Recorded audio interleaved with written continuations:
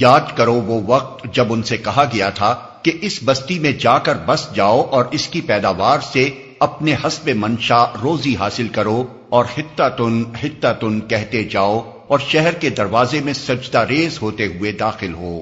ہم تمہاری خطائیں معاف کریں گے اور نیک رویہ رکھنے والوں کو مزید فضل سے نوازیں گے۔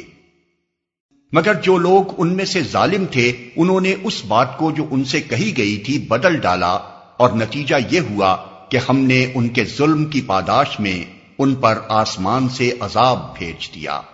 اور ذرا ان سے اس بستی کا حال بھی پوچھو جو سمندر کے کنارے واقع تھی، انہیں یاد دلاؤ وہ واقعہ کہ وہاں کے لوگ سبت یعنی ہفتے کے دن احکام الہی کی خلاف ورزی کرتے تھے، اور یہ کہ مچھلیاں سبت ہی کے دن ابھر ابھر کر سطح پر ان کے سامنے آتی تھیں اور سبت کے سوا باقی دنوں میں نہیں آتی تھیں۔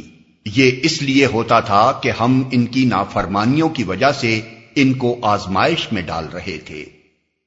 اور انہیں یہ بھی یاد دلاؤ کہ جب ان میں سے ایک گروہ نے دوسرے گروہ سے کہا تھا کہ تم ایسے لوگوں کو کیوں نصیحت کرتے ہو جنہیں اللہ ہلاک کرنے والا یا سخت سزا دینے والا ہے، تو انہوں نے جواب دیا تھا کہ ہم یہ سب کچھ تمہارے رب کے حضور اپنی معذرت پیش کرنے کے لیے کرتے ہیں اور اس امید پر کرتے ہیں کہ شاید یہ لوگ اس کی نافرمانی سے پرہیز کرنے لگیں۔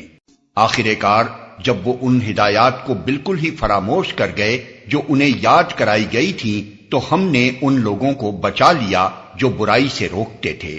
اور باقی سب لوگوں کو جو ظالم تھے ان کی نافرمانیوں پر سخت عذاب میں پکڑ لیا۔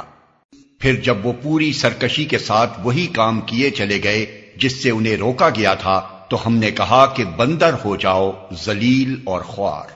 اور یاد کرو جبکہ تمہارے رب نے اعلان کر دیا کہ وہ قیامت تک برابر ایسے لوگ بنی اسرائیل پر مسلط کرتا رہے گا جو ان کو بدترین عذاب دیں گے۔